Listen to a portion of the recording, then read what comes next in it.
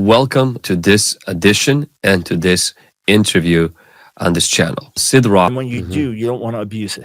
Welcome everyone to this episode. I believe today's topic is going to challenge many of you. It's also going to plant a seed of God's truth, hopefully leading to change in your habits and in your lifestyle. Here at our ministry, we have a group that we call Fast Forward Challenge Group. We regularly take time to fast. Every year we start with a 21-day fast, and many of you have been exposed to the teaching on fasting. But fasting is not the only method to living healthy, because the benefit of fasting is really the spiritual more than physical. When it comes to the rest of the time that we don't fast, we have to have a biblical perspective and have a proper view on food. We know that food is a gift from God. We know that it gives us strength and also gives us satisfaction. And we know that gluttony is bad.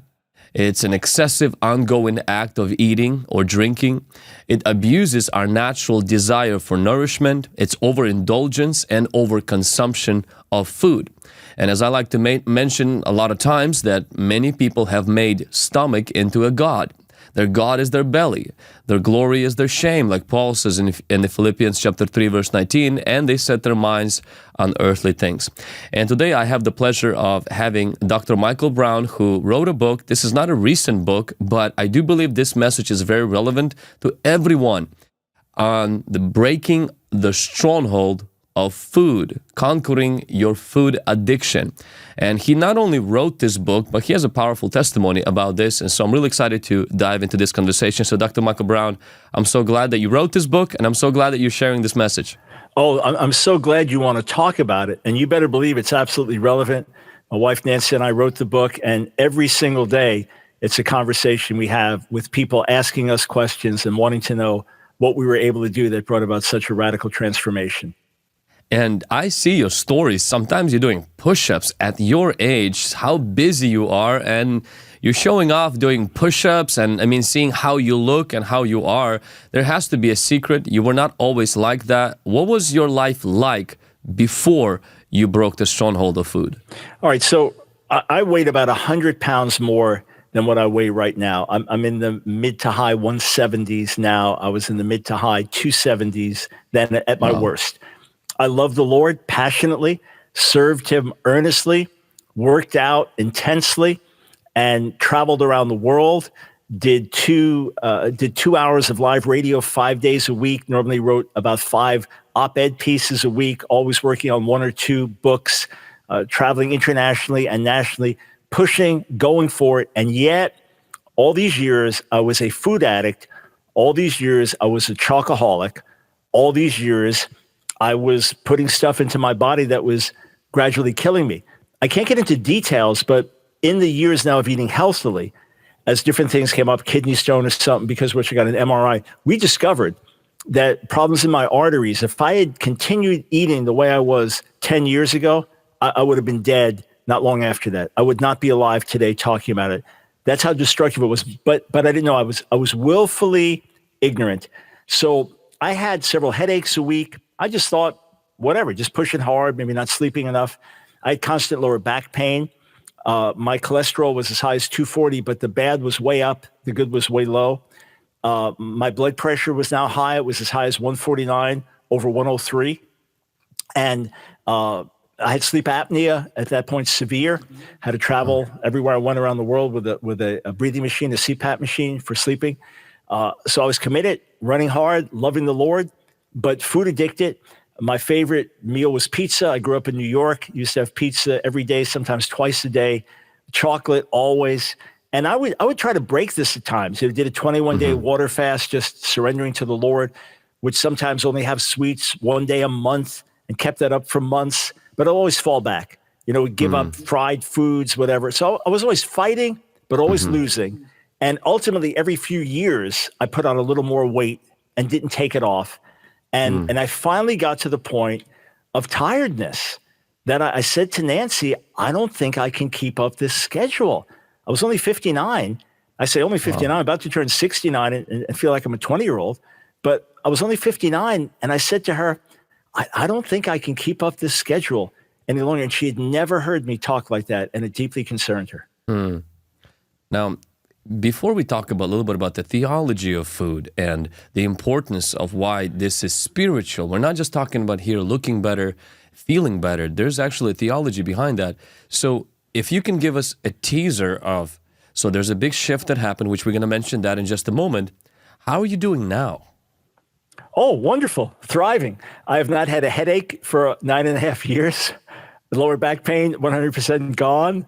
My blood pressure average is about 100/65. My cholesterol is about 135. The good is way up. The bad is way down. You don't travel with the sleeping machine? Don't need a breathing machine anymore at home or on the road. And I was working out with some 20-year-olds not long ago, and one of them just was a bit overwhelmed. He hadn't slept right the night before and hadn't eaten, and so he was a bit overwhelmed, and he was struggling at the end of the workout. And my wife said to me afterwards, she said, "Honey, you can't work out with guys in their 20s. It's not safe for them." So I'm thriving. I feel like I'm getting younger every year. I thought she'll say it's not safe for you. It's not safe for them. No, seriously. So I'm thriving. I'm blessed. I'm full of life, overflowing. It's amazing. So it's not just, and here's the thing. To me, it's ultimately stewardship. Yes, I love being healthy. I love being pain-free in my body. I love having no meds that I take. I love that. And I love being here for my wife, Nancy, and our kids and our grandkids. But to me, ultimately, Vlad, it's a matter of stewardship. I have a commission. I have a calling. I have a mission from God. I have more to give now than ever. As I'm older, hopefully wiser, more mature, I want to be able to give and run and serve until it's time for me to go home. Not that I cut it short because I like peanut M&Ms too much. So to me, it's ultimately a matter of stewardship. Wow. Thank you. Thank you for sharing that. That's so encouraging for young people like myself and as well as other people that are watching. Take us into that season. And you alluded to this, that you were exercising and you actually would try fasting, not for this, but you would fast and then you would actually try to go for a while without, consuming junk food. Talk about the sense of impossibility, the feeling like it's just too hard to change the food that you eat. Yeah, so this is the deal. I would just tell Nancy, I can't take any more pressure. Like I'm under enough pressure it is. I'm constantly under attack on social media, tackling controversies, going day and night, constant deadlines. I can't take any more pressure.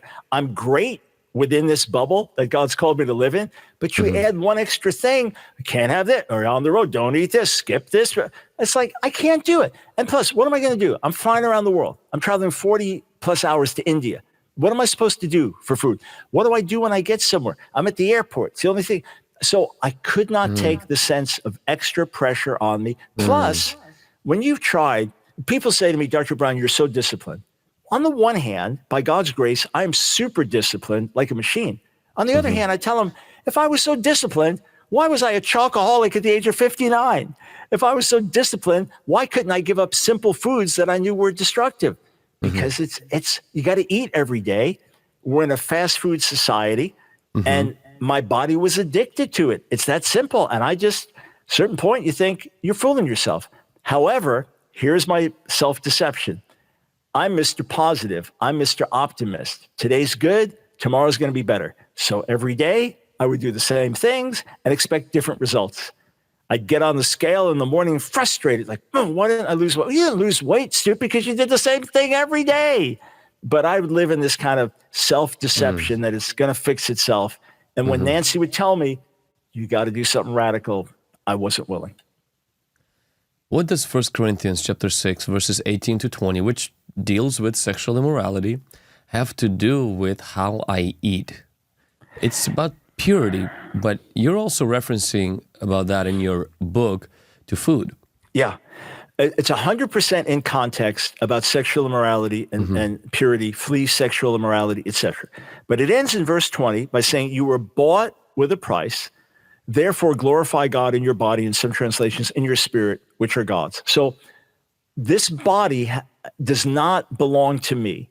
My whole life does not belong to me. I've been bought with a price. I belong to Him, to God. Jesus paid for us. That's one. Two, I'm to glorify God in my body. So let's say you had a very expensive car. that was going to be involved in races, and that you were as an official race car for Ferrari, and you put that in my care, I'm not going to put cheap fuel in that destroys the engine. I'm not going to forget the oil change.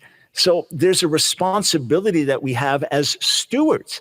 So am I honoring God with my body if I'm a glutton? Am I honoring God with my body if I'm willfully, knowingly eating things that are going to cut my life short or inhibit my ability to serve him? Am I doing my will or his, because I'm bought with a price, so we live to do his will, or are we doing his will with our diet or our will? Wow, that is so important, because many of us would take that verse and only apply it to sexual immorality. But when it comes to gluttony or overeating, sometimes, Dr. Brown, I, look to Christians and I say, we make fun of, or we condemn people who go to the bar when they are overwhelmed and when they deal with stress. But we somehow justify that we run to the fridge. And, we look to the taco to be our friend, to be our comfort food. And we have this unhealthy relationship with food where we use it to comfort ourselves, especially when we're stressed out and anxious, and not realizing that we are hurting the temple of the Holy Spirit. Now, you mentioned also in your book in 1 Corinthians chapter 9, verses 4 through 27, where Paul deals with spiritual discipline. And though it's about spiritual discipline, it's not about food. But how does that apply to our eating as well? Oh, it's really, so verses 24 to 27 in 1 Corinthians 9 are about discipline in all things. So Paul says, don't you know that those who run in a race all run, but only one receives the prize? So run so as to receive the prize. Then he says, those who compete in the games. So in Corinth, they didn't have the Olympic Games, but similar kind of games there. Those who compete in the games go into strict training. So you know how an athlete lives, and the self-denial and the pushing themselves, because they're Olympic athletes and they know every little millisecond or bit of strength, or it's all going to make a difference in the race. So they do it, for an earthly crown. But then he says, but we, meaning we do it for a heavenly crown. Now, we often just emphasize the difference between the earthly crown and the heavenly crown. But Paul's saying they are disciplined in all things. Why? To win an earthly crown. We are disciplined in all things to win a heavenly crown. That's why he says, I subdue my body, because I don't want to be a castaway after I've preached to others. So this is about discipline in every way. It's not saying you need to be a weightlifter, a bodybuilder. It's not saying that. But it's saying just as an athlete, to win their race, to win the prize, is disciplined in all things, so also are we disciplined in all things. So we know we have to fight battle for sexual purity, massive battle in our culture with porn and everything else. We have to fight the battle for discipline in other areas of our lives, not wasting time, watching the words that we say. So many other ways we're careful about, we're conscious of. But the thing that's going to kill most of us, more than tobacco, more than alcohol, more than drug use overall, the thing that's going to hurt most of us, cause most diseases, problems, is bad food habits. And yet that's the thing that we just never talk about. And it's important I say this. I have no condemnation for those who struggle, because I struggled 59 years and I loved Jesus during that time and he used me. And I know how hard it can be and how many are frustrated. So there is no self-righteousness, compassion. Truly, I live with this deep sense of gratitude. God, you just helped me. Nancy really, really prayed and cried out to God for me. I prayed as well, but she really felt this burden. She knew my life was being threatened, really prayed. All I can say is God had mercy. So I have no condemnation to others, but we've got to warn, we've got to speak the truth, because it is life and death. You mentioned 8 things that we have to realize and accept, where we have to shift our mind about food. What are those 8 things? All right, so the list in our book, Breaking the Stronghold of Food. 1, overeating is sin. Jesus forgives that. Jesus died for it, but recognize it's sin.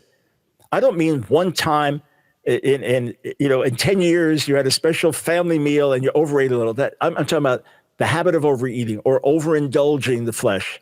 It's a sin. Jesus died for it, but it's a sin.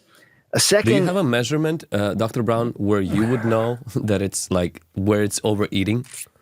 For me, it's really never an issue anymore because I only eat certain amounts of food. And when I have massive salads, it's hard to overeat a salad. But I would say this, if the way we're eating is keeping unnecessary weight on us, if the way we're eating is producing health-related problems, if the way we're eating is causing weight gain above our ideal weight, then that eating is sinful. Along with, if you're stuffing yourself just because it's so good and you know that you're about to fall over, that's the obvious. But that's eating that's not healthy, I don't just mean the nature of the foods, but the amount of the foods, that would be sinful. Then, so fat does not define you. Many times we just get so much into body image and we get stuck in that and we can't get out of it. So maybe you're a glutton, maybe you're fat, maybe you struggled for decades. I was not a glutton as much as an unhealthy eater. Nancy was self-confessed glutton, but that doesn't define who you are in God. So get a healthy view of who you are in God, and then that can help change the habits and exterior. Third, critically important, understand you're an overcomer in Christ. Yes, this is a stronghold, but Jesus in you is greater. When Jesus instantly set me free from drugs, December 17th of 1971, and I said, Lord, I'll never put a needle in my arm again, which was shooting heroin and speed and cocaine and any other drug I could put in my arm. When I said, Lord, I'll never put a needle in my arm again, I was instantly set free from that moment on.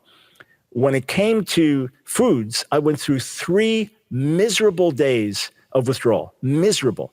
The third night, I cried out and said, God, you set me free instantly from drugs. Surely the power of your spirit is more powerful than a chocolate glazed Dunkin' Donut, so help. So we are overcomers. 4, grace empowers you to live above sin. The same grace that helps you say no to adultery, the same grace that helps you say no to gossip and lying, the same grace can help you say no to unhealthy eating. Next, freedom through obedience is a choice. That it's not just going to happen. One day I'll feel, no, you have to make a choice. Once you are convicted this is wrong, you have to make a choice. That's how freedom comes. Spiritual warfare over food is real. I had a caller the other day, Vlad, and he said, I'm trying to witness the power of the Holy Spirit in my life, but sometimes I don't have enough will to say no to a cookie. I said, well, that's not the easiest one. Discipline over food is very challenging. There is real spiritual battle. And aside from, strongholds where there could be demonic warfare, just the physical, mental, emotional addictions, very intense. With God, all things are possible. I'm living, look, we're not talking a day here. We're talking almost 10 years now, well over 9.5 years, thriving by God's grace. And here's the deal, no exceptions. In 9.5 years, I've not had an M&M. I've not had a donut. I've not had a slice of pizza. I've not had a French fry. It's just, I've been free. I'm talking about clean eating, living by God's grace. And then lastly, healthy eating is cooperating with the Lord. I had heart conditions that came to light after I got hit with COVID. Right towards the end of COVID, I got hit with it, found out that I had serious AFib and I'd been having it for some years. Didn't realize that when they did all the checkups on me, when I was in the hospital for a night, they found that, one part of the heart was badly developed. So that was all the result of decades of unhealthy eating and probably the sleep apnea also. So I had this procedure called an ablation, over a year and a half ago. So everything's been perfect since then. I felt God gave me a brand new restart. But I regularly check for AFib. I don't believe I'll ever have it again, but in being conscious before God, because by doctor's recommendation, I don't need to take any meds or anything. I'm good and clean. My lifestyle's great. But out of conscience before God, I check most days. And every day I see just the even heartbeat. And I think, what a miracle. This thing that God created. I have very little medical knowledge. Nancy's much deeper in it than I am. But the way he made the body, the intricacy, it's so extraordinary.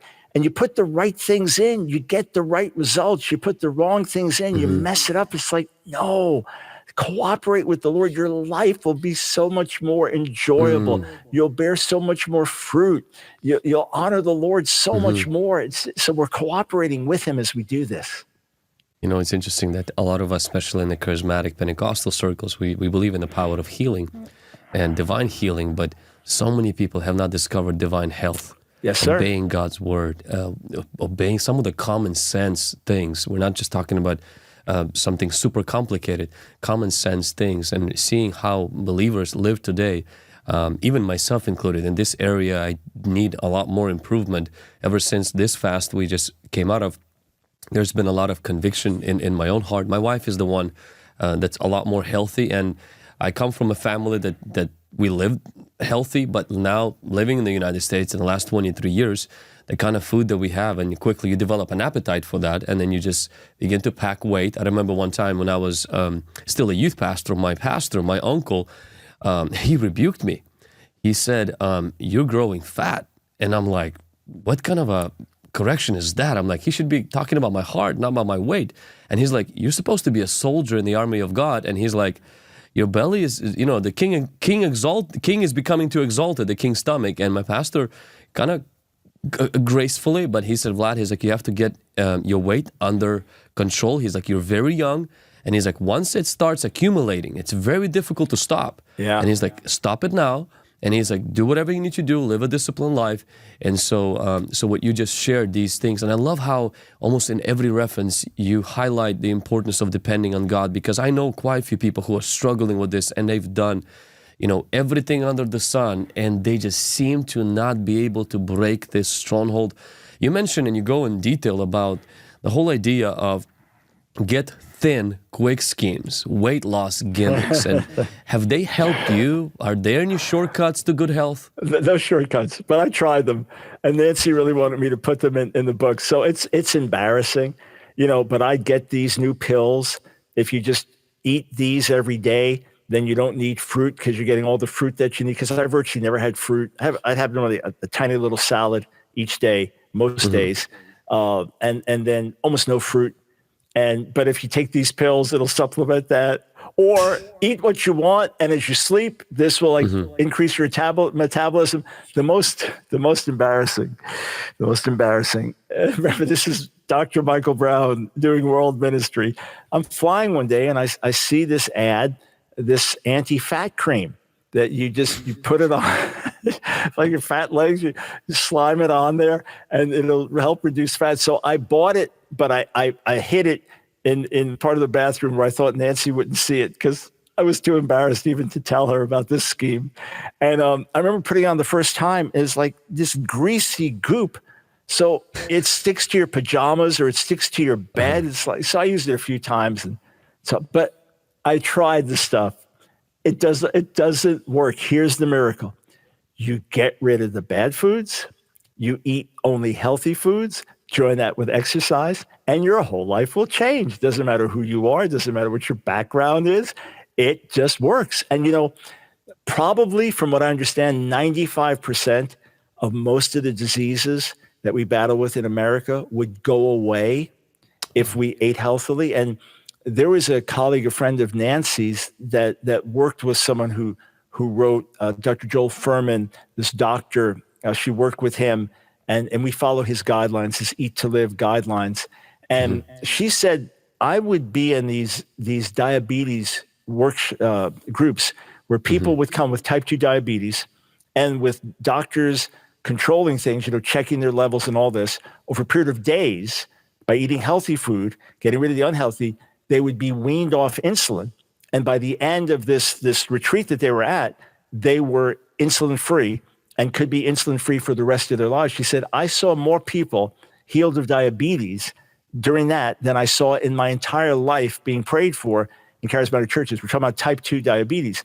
In other words, it's 100% diet-related. We may have genetic issues, but if the dietary changes are made, these things go away. And it feels like a miracle. But it's really not. You see your blood pressure drop. You see your cholesterol level out. You see all these aches and pains disappearing. And it's like, how'd that happen? Because God made the body the certain way. And when you put the right things in it and get rid of the wrong things, you get results that seem miraculous. There are no shortcuts. Give it up. Give up the idea forever. I used to think reading a book about dieting would change things, just as if reading it, something magical would happen. And it's a myth. We live in self-delusion because we love our food. And in your book, you talk about the diet mentality versus permanent life change. Yeah.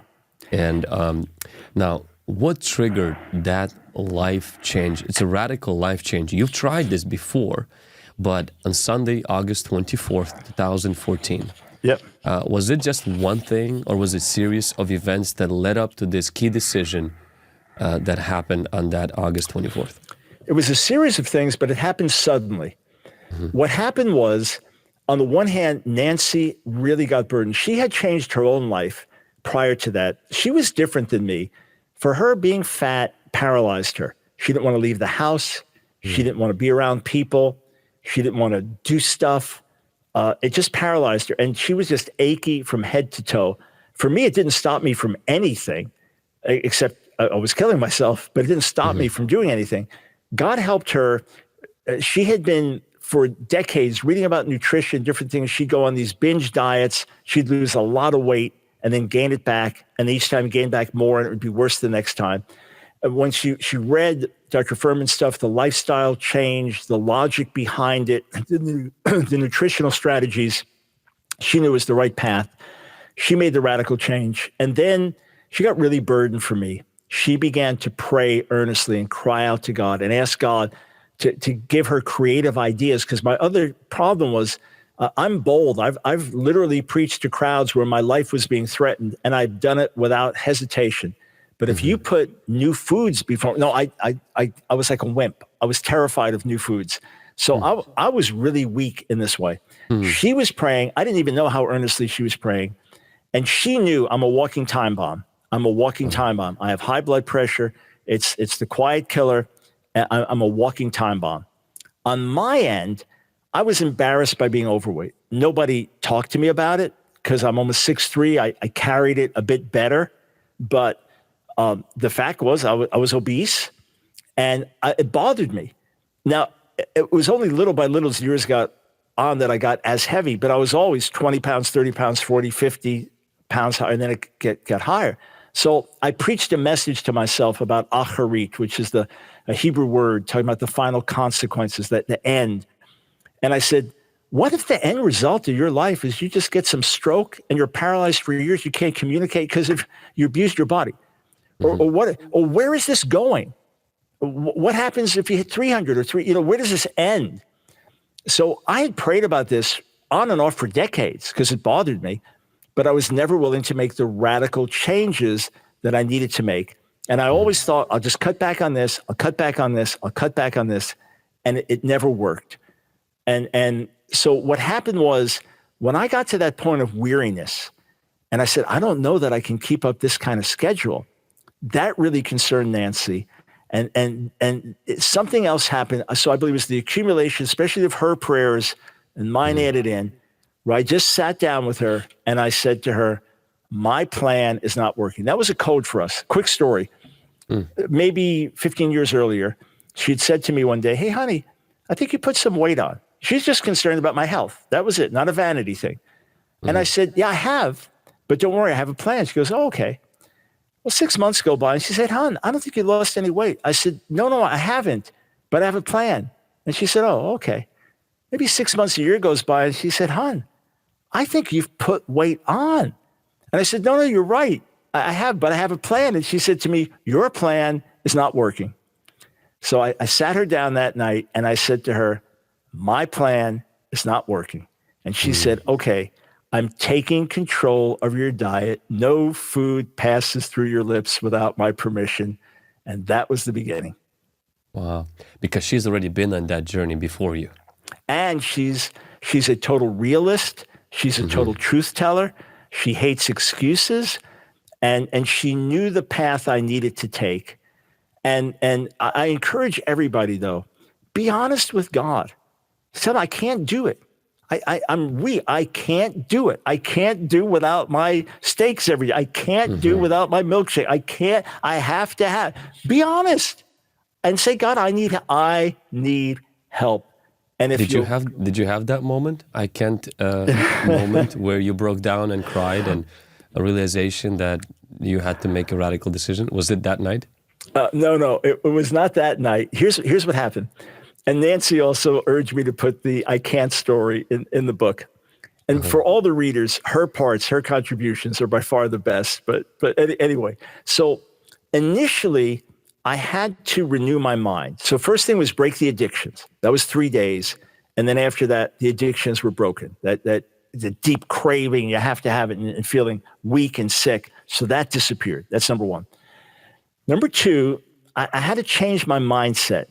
I was not a comfort food eater. I was not a glutton. For example, if I was going to have a Dairy Queen, chocolate blizzard extreme, I'd always have the largest, of course. That was maybe 1,500 calories just for that. So I would skip lunch that day to make up for it. You know, I was disciplined in my bad eating. But what happened was this. I processed that food was my reward. I push hard. I'm going day and night. As I'm sitting writing for hours at night, I'm going to munch on jelly beans and pretzels. When I'm on this flight overseas, I love the pretzel rolls. I'm going to get as many as they have. When I'm at the airport, well, of course I can eat what I want. I'm at the airport. So I realized, you know, you preach all day, maybe a busy Sunday, morning service, night service, you go back to the hotel. Well, I'm not going to watch something unclean.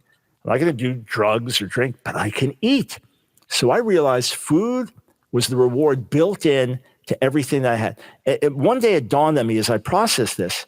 I thought, as our grandkids were little, why would I want to take them to a family-friendly movie if I can't have chocolate nonpareils and butter popcorn?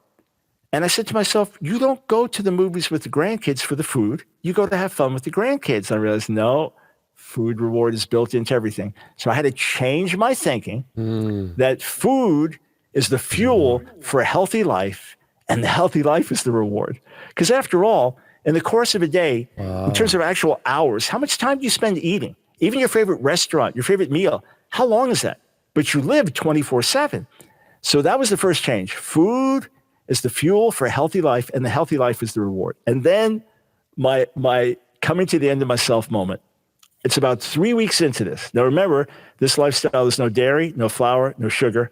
In those days, I would have a little grilled meat once a week. Now I hardly ever have it, even for months. But anyway, so we don't have any bad stuff in the house. I come home, do my radio show, take a nap, and I got to teach a night class at our ministry school.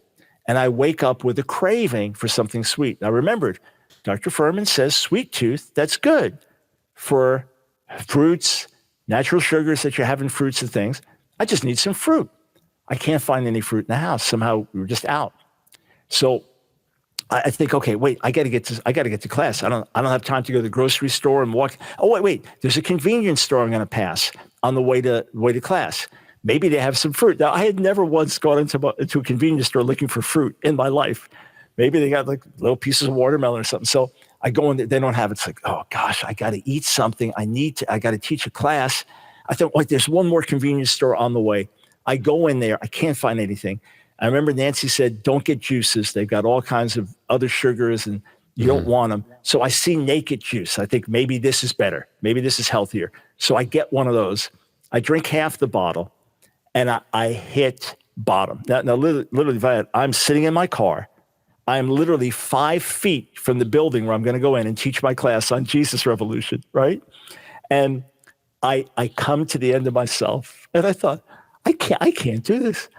Or you're going to live the rest of your life and never have a slice of pizza. You're going to live the rest of your life and never have a bowl of chocolate ice cream. You're going to live the rest of your life trying to find a convenience store with some fruit or living on some juice. And suddenly I broke down in the car. This is literally 2 minutes before class. I am in the car, sitting outside, crying, God, I can't. At the same time, in my mind's eye, I saw myself looking down, laughing at me, at the pathetic weakness that I was expressing, and realizing this is healthy. You're coming to the end of yourself. God's strength manifest in your weakness. You need to come to the end. I can't. And then his grace will rise. And that was it. I never had a crisis like that ever. To this day, I had 1 or 2 times where I was like, oh man, I'm at this airport 7 hours and there's nothing here at the whole airport that I can eat. And I didn't plan, I didn't bring my healthy snacks with me and so on. And like a little frustrated, but that's it. that one crisis was it. But sometimes we have to go through that. We hit bottom, we come to the end of ourselves, and then God's grace rises. And I'm telling you, I've ridden that supernatural wave. And something I learned early on, like when God set me free from drugs, or maybe 20 years ago set me free from Diet Coke. I became a Diet Coke addict, and he set me free from that instantly. And other ways where he's intervened in my life, I've learned when he's carrying you, don't play with it. When you're flying, don't play with it. When he's giving you supernatural grace, don't play with it, because you don't get it all the time. And when you do, you don't want to abuse it. Wow, wow, I'm already getting convicted thinking about, I just came from Florida last week and what I just ate on the airplane. Lord have mercy. If we can go to the Esau mentality. So you talked about that in your book, about the Esau mentality. And what do you mean by this Hebrew concept of final consequences? Yeah, so I alluded to it very briefly, acharit. So I'll talk about that and then come to Esau. The most famous message I've preached around the world, where people will come up to me 20 years later. They can't speak a word of English, but they come up to me and they go, acharit, acharit. It's something God opened up to me in the early 80s when I was teaching a class on Proverbs for the adult Sunday school in our church. And I was reading through the book of Proverbs in Hebrew. And I was struck by the fact that this word acharit occurred a disproportionately high amount of times there. About 1 out of every 5 occurrences of acharit in the Hebrew Bible is found in Proverbs, which is disproportionate because Proverbs is the small size of the whole of the Hebrew Bible. I knew it, for example, Isaiah 2, ba'acharit hayamim, in the end of days. It can mean that. But the root comes from a Hebrew word having to do with back, that which is behind, that which comes after. And the concept is, it's that which you cannot see from this perspective. It's in the distance. It's in the future. It's the end. It's the final consequences. It's the final result. So throughout Proverbs, you have these warnings, like Proverbs 19:20. Listen to counsel so you can be wise in your acharit. Or the man in Proverbs 5 who's seduced by the smooth-talking woman, and he doesn't realize her acharit is death. He doesn't, and now in his acharit, he's groaning as he's dying of some sexually transmitted disease and thinking, I destroyed everything. I lost my wife, I lost my reputation, I lost everything I had. For what? So I've preached that to myself over the decades. I've preached it around the world, especially in the context of warning about sexual sin. But it's the same with drink. Proverbs 23, the wine in the cup looks so good, goes down. Oh, I need that. Or, there's that ad on TV. Oh, I want that. But it says it's acharit, bites like a snake. So that mentality was the very thing Esau didn't have. And he thought, look, what's the good of a birthright in the future when I'm dying of hunger now? I need to eat this now. So Satan's thing is always the pleasure of the moment. You need this now. Yeah, you're married, but she's pretty and she likes your jokes. Yeah, you're trying to walk into sexual purity, but look, you need that release now. Just one website, one time. It's the same with us with food. We know it's destructive, or we put it out of our minds as unhealthy. Many of us are willfully ignorant. I was willfully ignorant. Nancy would want me to read nutrition books. I said, look, who do you listen to? One day butter's healthy. Now it's margarine's healthy. Now this is good. Now that's good. Here's a vegan guy and he dies of cancer at 30. Who knows? It's just everybody's got a theory. So I was willfully ignorant. But for many of us, we know that eating that cheeseburger and large fries and milkshake is not healthy, is not contributing to our well-being, but we want it now. We don't think about the acharit. Here's a guy eating unhealthily into his 40s and 50s. He's not thinking about the fact that he'll never see his grandkids because he killed himself with unhealthy eating. He's not thinking about the fact that a week before his daughter's wedding, he dies of a massive heart attack that could have been prevented. And instead of celebrating the wedding, they're all at a funeral. We don't think about that because we live in the moment. God's perspective is always wisdom looks at the acharit. And our perspective is always the pleasure and gratification of the moment. It's deadly, it's destructive, and we always live to regret it. That's so powerful. That is right there, so powerful. You mentioned also in your book, and I think it's important to allude to this, about Song of Solomon, chapter 2:15, where it talks about the little foxes, that spoil the vines, And now you mentioned about the naked Jews, the little foxes that spoil the vine. Can you speak about that in terms of food? What are some of those little foxes you stayed away at first in the beginning from, and what does it mean in regards to overcoming the stronghold of food? Yeah, well, what you have to do is first, anywhere where there's a stronghold, anywhere where there's an unhealthy habit, you have to cut it out. You have to cut it off, not cut it back. The diet mentality is basically you keep cutting back, so you're always frustrated. You're always not having enough.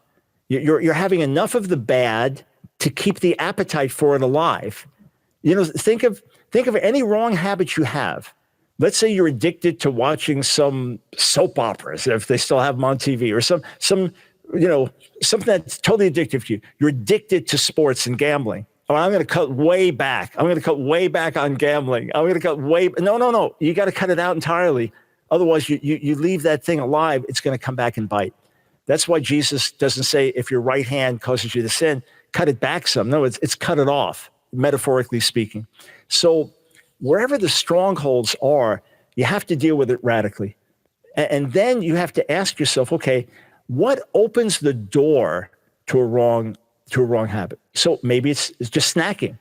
Ideally, you don't snack. You eat when your body needs food, and then you learn to just go without it. Sometimes even healthy snacks. Like years ago, I ended up putting on about 20-something pounds over a period of years just by eating too many raw nuts and by eating things instead of chocolate, some healthy stuff I eat that tastes like chocolate to me, but it's just all healthy. Just eating too much of that. And I realized I did not violate any of the principles. I did not eat a single bad food, but too much of stuff. So I just had to make that adjustment by God's grace, and so I realized, okay, just walk within these parameters, and anything that takes you out of that, look at it as that's my enemy. And then here's the other thing I'd say to this. And look, Vlad, we are Holy Spirit people. So your audience knows that. They know you. Some of them know me.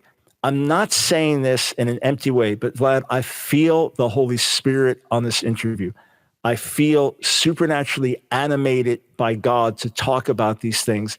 What we're saying is true without the Holy Spirit's animation or anointing, but I sense God on it, meaning it's really important that you're bringing this up, and that by God's grace, many, many are going to be helped by it. But when I got saved, I was instantly set free from drugs. As I said, before that, I'd given up drinking, but I was not addicted to drinking. I would hear people share their story and say, I'm a recovering alcoholic. I'm a recovering drug addict. And I judge them. I judge them as weak and not fully understanding the liberty that we have in Jesus. And that's not who we are. We are transformed. I still believe ultimately we should not think of ourselves as recovering, but as redeemed and transformed. But I realized, especially in the early days, I needed to have the attitude of a recovering food addict. In other words, a recovering alcoholic does not go in a bar, period. You don't go in a bar. You understand that. Yeah. You don't, well, I'm just going to have a drink for my birthday. No, you don't even have a drink ever under any circumstance. When you're at the wedding and they toast the bride and the groom, you put it to your mouth and you put it down, or you stay away from the table entirely because you can't drink it. So I knew I had to have that mentality, at least at the beginning, and now it's lifestyle. Under no circumstances do I ever cross that line. Why? Well, what if just eating that one bad thing one time reopens the desire for it? Big problem. That's number one.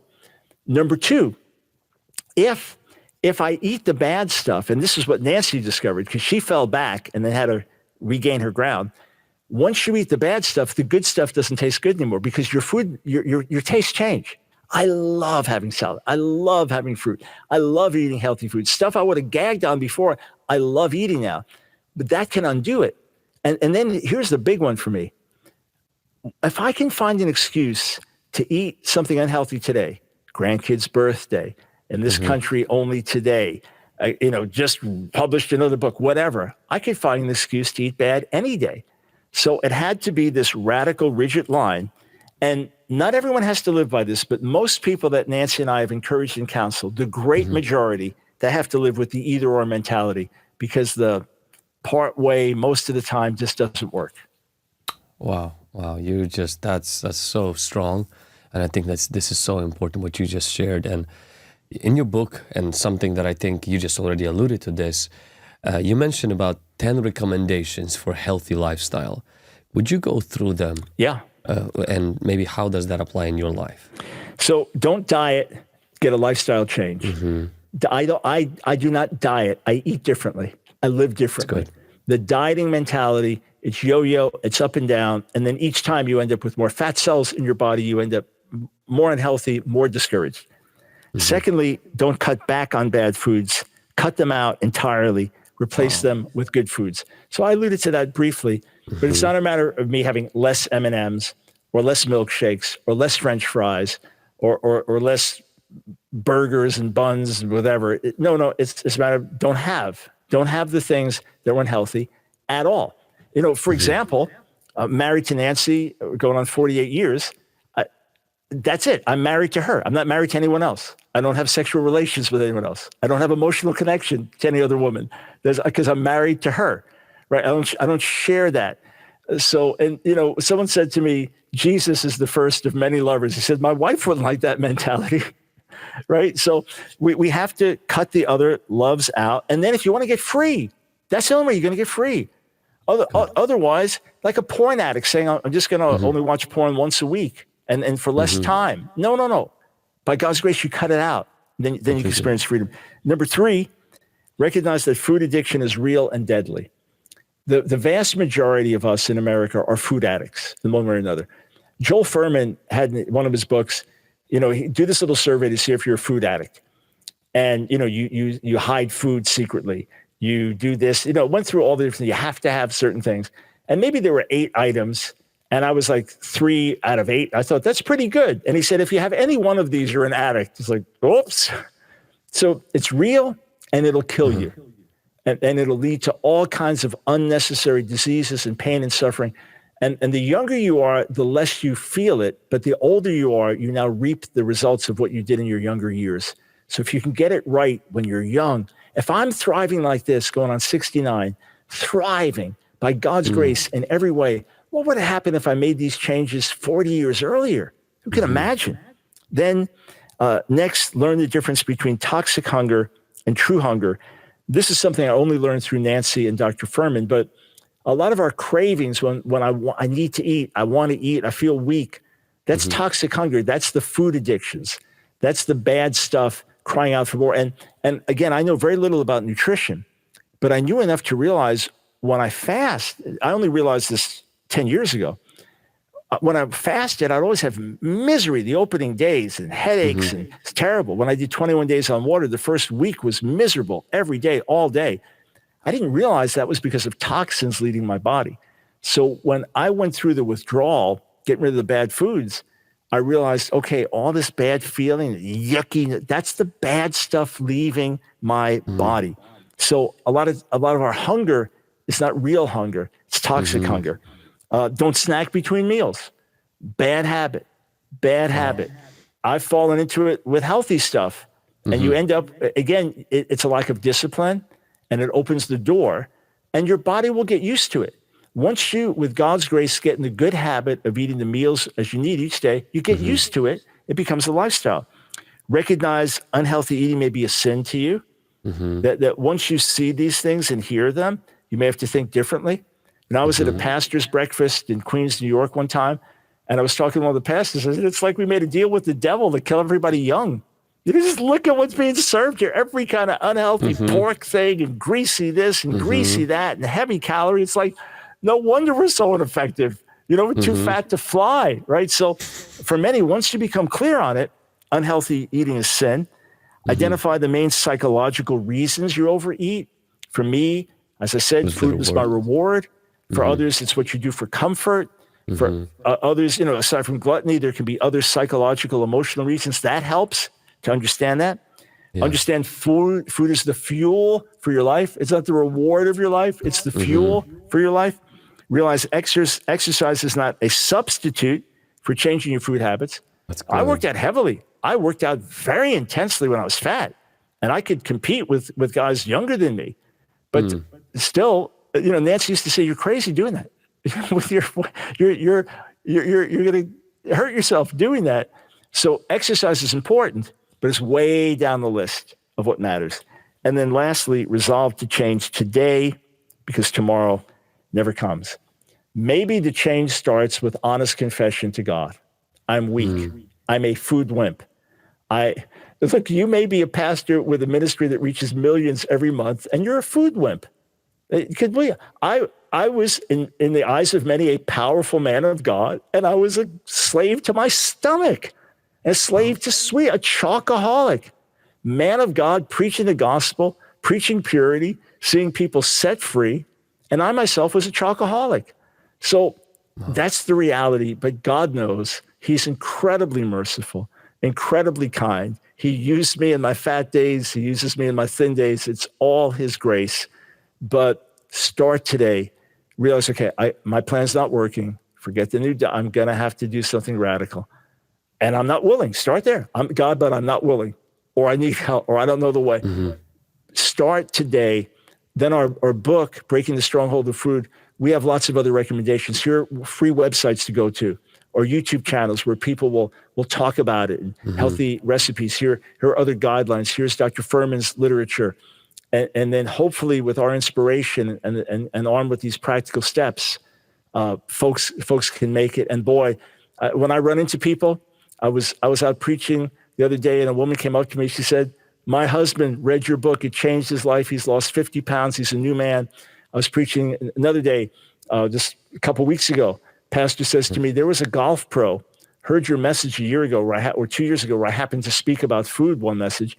He said he got so convicted. He was 75 pounds overweight. He's lost the weight. He's a new man.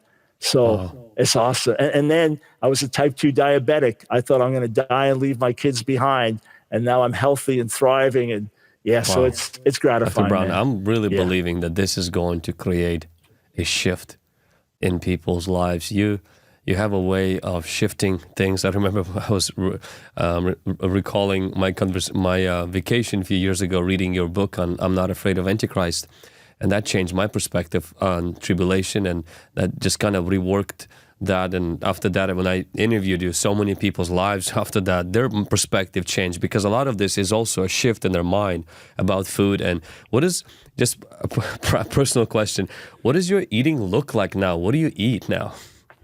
So I normally start late morning because I'm a late night person, but I will either have some fruit, so some berries, an apple, maybe a couple of nuts. So I'm very exact in terms of what I have with raw nuts. And then a day like that, I'll have a chocolate protein shake. I mean, it tastes like chocolate. It's not chocolate. Protein shake. Other days, I may have overnight oats, which I only started doing the last few months. These overnight brownie oats, again, tastes like chocolate brownie to me, but it's not chocolate in it. So I'll have that, and then some fruit. And then late afternoon is my biggest meal. So I have a giant salad. I take like 5.5, 6 ounces of greens, say romaine lettuce, put that in.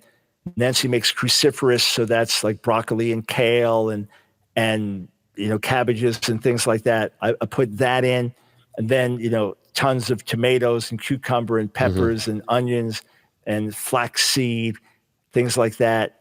Some raw pumpkin seeds and sunflower seeds, but all very exact amounts. But it's in I take a 4-quart bowl and I fill the bowl, and then a healthy salad dressing. I also have no oil in my diet either. That's a more recent step that I taken to eliminate any oils, even from dressings. So a super healthy dressing. In the early days, Nancy would make them. And then after that, some more fruit. And then like early evening, then I'll have maybe a veggie burger, so no oil, on Ezekiel bread. And then something that tastes like a chocolate bar to me, but it's like one of Dr. Furman's. It's super healthy content, sweetened by dates and other things. Or I might make myself a pseudo pizza, which is like on Ezekiel bread pita with a healthy red sauce, almost no sodium in it. And then I used to use a certain type of fake cheese called dye, but it had oil in it. So I use something else. I think it's called Table Tasty. It's a powder that tastes like cheese. I may have that, and then maybe a few more nuts. And when you travel, do you just bring some food with you? Yeah. So we tell everyone I'm on a special diet, So everyone knows that. I'll also have like a certain amount of these healthy crackers, but a limited amount, mixed in with some of the meals, etc. So that's the basic life flow. So we tell them I'm on a special diet. We used to tell them to stock my room with literally peanut M&Ms, pretzels, and Diet Coke. So now the room is stocked with fruits and some vegetables, and then sparkling water or water. That's all I drink is either sparkling water or water. And then for meals, they'll just have giant salads ready for me. So I travel with my organic raw beans. I forgot to mention that. I get a lot of protein from that. Organic raw beans with no sodium. I travel with those. I travel with a little strainer that I strain things with.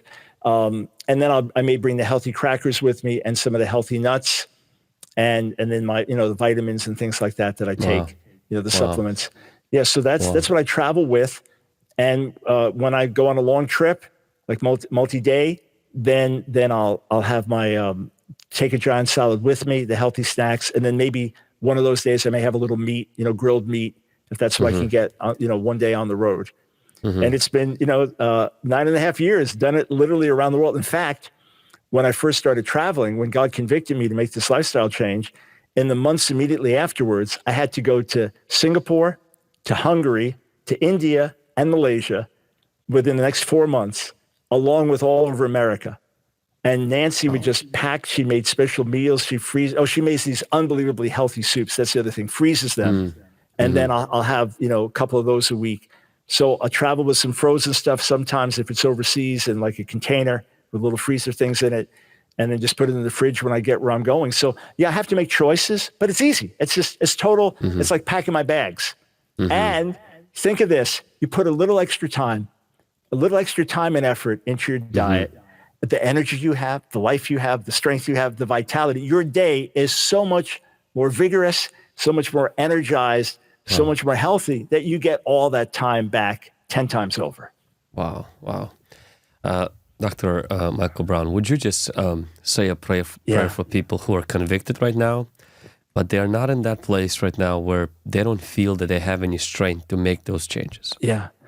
So Father, I'm so thankful for the mercy you've given me. My only boast is in you. My only boast is in you. You intervene in my life and you help me, and it's that simple. So I'm asking you to do the same for others, to intervene in their lives. The mental switch that has to happen, the emotional switch that has to happen, the support that they need, the conviction that they need, the guidance that they need. Intervene so that every single one that says, I want to live differently, I want to be healthy, I want to be a good steward of my body, that you would give a path for every single one, and that you would not stop convicting them in your loving way and reminding them until they get on that healthy path. God, we need your grace. The same grace you gave me, the same grace you gave Nancy, I'm asking you to give to every single one. Give them a spirit of honesty with themselves and with you, and may you set them free for life. In Jesus' name, amen. Amen. Thank you, sir, for your time. And guys, we will attach links to the books, to the book of Dr. Michael Brown, as well as some of the links that he made reference to, some of the tests. We will attach them below this video. But if you got convicted, if you got touched by the Lord, by the things you've heard, I want to encourage you to get the book. The reason being is that you need to feed that fuel right now, this knowledge, so that the Lord can bring a deeper conviction. As what you've heard right now, this is not done in our own strength. This is a stronghold. That's why we call this, not for YouTube clickbait purpose, but it's really a stronghold for many people. You have to do spiritual warfare. You have to know the truth and rely on God. So thank you, sir, for joining with me and for writing this book and speaking this message to the rest of the world. Hey, really, thank you for hosting me, for asking the right questions, for really preparing for this. And for everyone out there, we send out inspiration, encouragement every week. If you don't get my newsletter and our information every week, go to thelineoffire.org, thelineoffire.org, our frontline newsletter. We'd love to pour into you, be a blessing to you. And know that even though I don't know you that are watching, we carry you in our hearts. We're rooting for you by God's grace that you can do it, you can make it. And really, thank you, Vlad, for taking the time to do this and giving us this platform together. Thank you.